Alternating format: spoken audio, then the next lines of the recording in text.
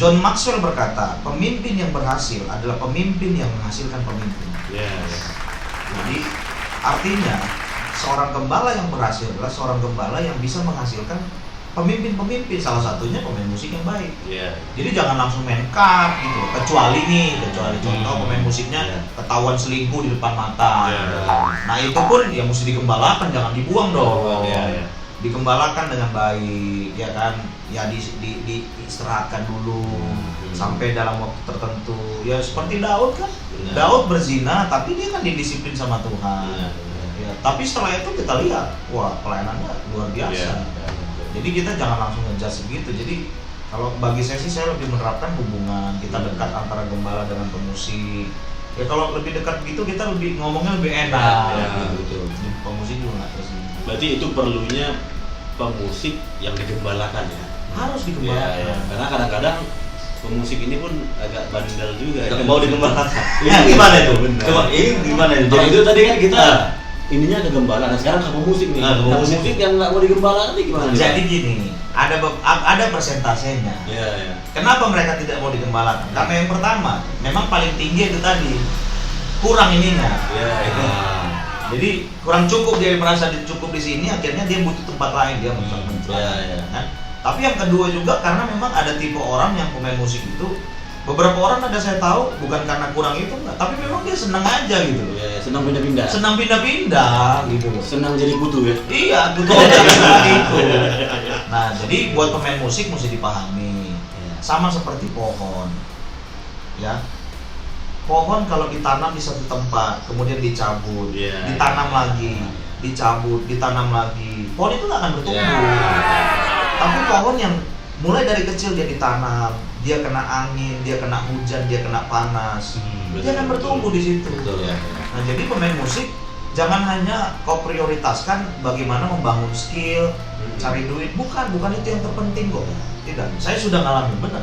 Bukan itu yang terpenting. Yang paling penting itu adalah bagaimana kerohanian kita bertumbuh. Karena kalau kerohanian kita bertumbuh, jiwa kita jadi matang. Kalau jiwa kita matang, kita itu mampu memutuskan hal yang strategis dalam hidup kita. Contoh, kalau jiwa kita matang, kita pasti mau konsisten untuk latihan. Kalau yang nggak matang itu kan, wih dengar lagu Israel Rotten bagus ini ya, gitu kan. Padahal ya 1625 aja pasti pakai gitu. Nggak konsisten gitu loh. Kan ada stepnya belajar. Ini balik lagi konsisten ini. Iya, jadi biasanya orang yang tidak matang tidak akan bisa konsisten. Latihan juga tidak akan bisa konsisten gitu loh. Jadi dia pengen instan. Gitu loh, produk mie instan gitu loh. Jadi pengen instan aja dia. Pengen langsung jago. Ini menarik banget tadi nih.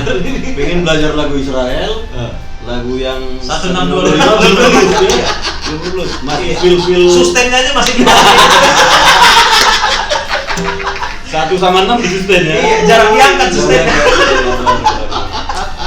Jadi selain harus digembalakan, latihan ya itu memang muncul dari kalau kita udah matang tadi ya. Jiwa mesti konsisten dong. Kejiwaan yang kita matang, kita tahu mesti harus latihan terus sejam berapa kali gitu loh.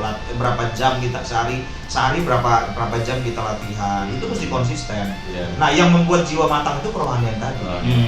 Kalau kerohaniannya cetek, nggak konsisten, gampang tersinggung. Nah, itu kan nggak matang kerohanian, nggak matang jiwanya. Karena ya memang dia kerohaniannya tidak bertumbuh. Nah, kalau dia kerohanian bertumbuh, pasti itu berpengaruh ke jiwa. Nah, kalau jiwanya sudah matang, pasti berhasil lah. Ya maksudnya gini loh, masa kita kalah sama pemusik-pemusik di luar sana yang nggak dibeja. Betul. Mereka konsistensi mereka jangan ditanya. Kalau dari satu band aja loh dia ya. Iya.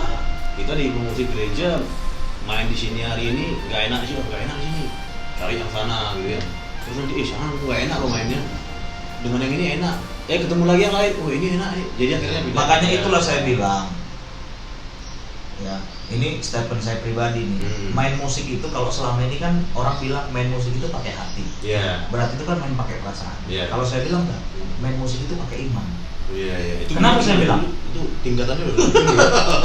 Tingkatannya udah tinggi. Main musik pakai iman. Coba dijelaskan dulu. Main musik pakai iman tuh, iman itu adalah pengharapan. orang yang punya pengharapan tidak akan pernah berhenti. Oke. Orang yang tidak punya iman, ketika dia main nih, ada something wrong, dia berhenti. Iya. Orang yang main musik jago banget pun, ketika ketemu penyanyi yang nggak enak, dia nggak main musik. Iya. Itulah orang yang main pakai hati, main pakai perasaan. Iya. Tapi kalau main pakai iman, ketemu WL pun dia yang bisa dikatakan kita G kuncinya Z, Iya. dia akan tetap Iya. karena dia berharap suatu saat Tuhan akan mengubah. Nah, bagus banget nih. Jadi sebenarnya kalau main pakai iman nggak ada lagi. Nggak enak WL-nya. Nggak ada itu. Aku nggak mau lah kalau dia yang WL gitu. Udah nggak ada lagi gitu. Loh, saya ingat kalau ingat kita main musik pertama kali kita ketemu waktu itu di Roxy. Iya, betul. Di Roxy kita pertama kali ketemu saya dengan Pak Bos ini. 2008. 2008. Waktu itu WL-nya dari Bangkok, dari Thailand. Waktu itu ini main drum, saya main keyboard. Kalau segala puji syukur waktu itu kuncinya dari F, dia nyanyi dari Z. Tapi waktu itu pemimpinnya berkata begini, waktu habis ibadah pemimpin datang sama kalian. Loh, kalian mesti bisa ngikutin. Loh Pak, tapi mereka nyanyinya salah. Oh, kalian mesti bisa kondisikan. Iya. Waktu itu saya tidak bisa mengerti. Nggak mungkin lah. Ini kan musik sama vokal harus mix gitu loh. Tapi setelah saya pikir-pikir, oh iya juga. Itu yang iman tadi ya. Makanya saya bilang bermain musik pakai Bagus ini, bagus. Iya. Ini pemusik harus paham bahwa bermain musik dengan iman itu begitu ya. Jangan nanti baru dikit-dikit aku udah nggak mau lagi main musik. Kalau dia WL, kalau dia main drum, kalau dia main keyboard. Itu berarti main pakai hati ya. Harus selalu berharap bahwa dia pasti bisa berubah. Pasti berubah ya. Nah, Takutnya begini. Contohnya waktu kita main musik sama dia nyanyinya masih berantakan. Terus kita stop, akhirnya dia belajar. Jadi penyanyi yang hebat. Ketika dia udah jadi penyanyi yang hebat, dia tidak akan mau main sama kau. Iya, betul. Dunia bisa berubah.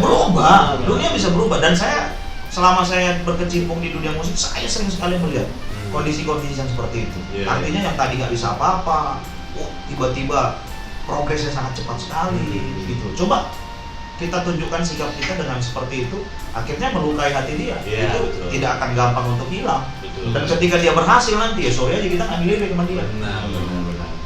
Dan ini kejadian ya banyak sekali. Banyak. Benar.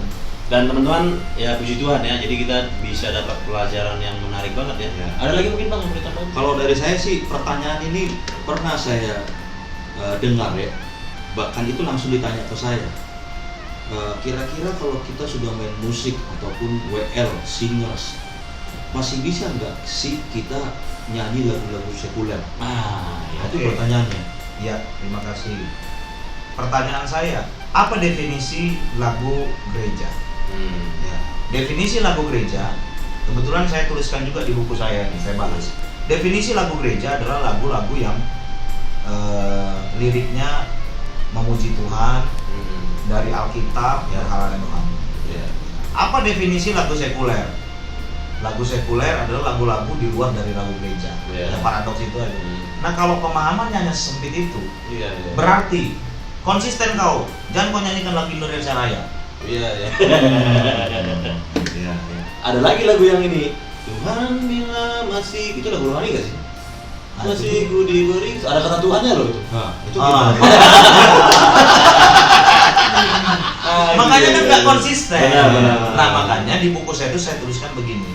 Sebelum kau menyanyikan sebuah lagu, makanya kita ini juga mesti wise. Jangan memang ya kayak kereta api juga ditabraki semua. Sebelum kita menyanyikan sebuah lagu, kita cek dulu. Siapa pencipta lagu itu? Waktu lagu itu dibuat, apa spirit lagu itu? Contoh, ya kan? Contoh ada beberapa lagu yang saya tahu lah, yang liriknya bagus, yang pernah beberapa kali dipakai gereja. Saya tidak sebutkan di sini karena ini akan menjadi konsumsi publik. Lo kan Pak, liriknya bagus. Oh iya, kok nggak tahu waktu ciptain lagu itu dia lagi sambil menggeleng? Kan spiritnya, gitu loh. Nah, kita mesti tahu bahwa apa arti pujian. Pujian itu adalah sebuah ekspresi yang kita berikan kepada seseorang karena kita kagum Ya, betul. akan sebuah karya yang dilakukan orang itu. Ya kan, itu pujian. Ketika saya memuji Pak Boas ini, wah, Pak Boas ini ganteng sekali sekarang ya. Itu kan pujian. Saya bisa ubah nggak pakai lagu? Bisa. Pak Boas ganteng. Itu kan lagu. Terus nggak bisa saya nyanyikan? Bisa dong. Iya kan? Nah, Yang penting kita memuji dengan motivasi yang benar. Nah, makanya saya bilang begini di buku saya. Semua orang bisa kita puji, tapi hanya yang kita sembah cuma Tuhan. iya, betul. Nah, jadi artinya kalau lagu-lagu Berarti istri bisa dipuji dong? harus. Oh, harus ya. Kalau nggak tidur, kalau nggak tidur di luar. Iya kan? Kan harus kita puji kan? Iya. Contoh lagu-lagu yang membangkitkan semangat. Oh, sah saja. Kau cantik hari ini. Loh, itu kan bagus. Karena setiap wanita yang mendengar lagu ini kan langsung hidungnya kempang kempis. Nggak ada Tapi masalah. kalau WL-nya udah nikah, boleh nggak kayak gitu? Jangan. Oh, jangan. Harus sama istri. Harus sama istri. Ya kan Benar begitu. itu ya, harus sama istri. Iya. Nah, jadi kecuali lagu-lagu yang menurunkan atau mengajak kita untuk tidak bersemangat. Iya. Contoh, ya kan ada lagu yang udah terjatuh, Tak bisa Tak bangkit bisa lagi. bisa bangkit lagi. Iya. Ya kalau ya usahakan lah, Iya, jangan iya. sering-sering dinyanyiin lagu itu kan. Takutnya ya kita Bener-bener jatuh ya. bener-bener Nggak jatuh. bisa lagi. Terus ada lagi, jadikan aku yang kedua. Itu. Iya. Ini untuk kalangan rohani ya, janganlah. Untuk pelayan-pelayan ya, melayani Iya. di bidang pujian penyembahan. Iya, jangan. Jadi lagu-lagu yang membangkitkan semangat aja, sah-sah aja lah menurut saya. Nggak ada masalah. Karena semua orang bisa kita puji kok. Benar. Cuman perbedaannya lagu itu ada nadanya, pujian nggak ada nadanya. Iya. Kadang-kadang nggak konsisten kita jadi. Iya, betul. Nggak boleh lagu-lagu sekuler. Benar. Tapi dia muji-muji orang terus. Iya, memang Iya. kadang gini, Iya. dia melarang, tapi tidak memberikan satu pengertian, Iya, mungkin begitu ya.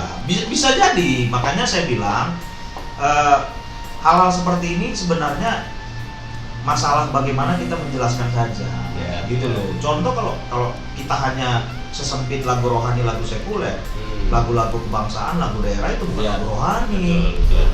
Loh, kenapa kita suruh Iya. tetap dinyanyikan, kan Iya. begitu. Nah, makanya yang paling penting sebenarnya ya bagaimana kita membangkitkan semangat. Karena firman Tuhan bilang loh, orang yang bersemangat mampu menahan penderitaannya. Iya. Biarlah rohmu menyala-nyala. Ya. Nah, the spirit of man, artinya spirit itu kan semangat. Iya. Jadi bagaimana membangkitkan semangat? Ya, go ahead, menurut saya. Tapi yang paling penting kita mesti bisa seimbangkan. Yuk, boleh lagu-lagu yang seperti itu, yang membangkitkan semangat, ya kan? Tapi juga jangan lupa baca firman. Iya. Ya kan? Jangan lupa jadi berkat bagi banyak orang. Betul. Kita kan masih di dunia kan. Betul. Ya contoh untuk menjangkau anak-anak muda, kita langsung main lagu-lagu rohani. Iya. Ya mereka kan, lo orang gereja lo. Gitu. Langsung Makanya ditolak ya. dulu kan kita buat Betul. band kan seperti itu. Anak Tuhan Panggi. Anak Tuhan Funky. Iya. Iya kan? Karena memang sebenarnya kita mau menjangkau anak-anak muda. Benar. Nah, Tapi kita di orang lain yang melihat nih, mereka udah mulai main di sekuler nih. Jadi kayak ada satu batasan bahwa kalau orang main di gereja nggak boleh main di sekuler gitu. Sebenarnya sah-sah saja ya. sah-sah aja, yang penting motivasinya apa. Iya. Gitu loh, motivasinya apa. Terus konten-kontennya apa. Iya. Nah, itu mesti dijaga. Jadi udahlah, kita jangan terlalu konvensional membedakan antara rohani dan sekuler. Yang menjangkau orang sekuler itu siapa? Betul. Kalau bukan orang rohani. Iya. Ya kalau kita langsung bikin gap yang begitu, Iya. bagaimana mereka bisa dijangkau? Betul, Iya. betul. Terus ada pertanyaan satu lagi nih Pak Yabes. Pemusik WL, pemusik contohnya paling sering pemusik yang paling sering kena dalam area ini. Contohnya sama WL lah, susah diatur. Pemusiknya? Pemusik WL itu paling susah diatur. Nah kira-kira alasannya katanya karena seniman. Kalau dari Pak Yabes, kenapa mereka itu susah diatur? Apakah karena alasannya seniman itu ya contohnya kayak dia nih rambutnya panjang begitu. Nah itu kira-kira gimana itu gambarannya? Balik Pandangannya. lagi seperti saya bilang tadi, kedepankan hubungan.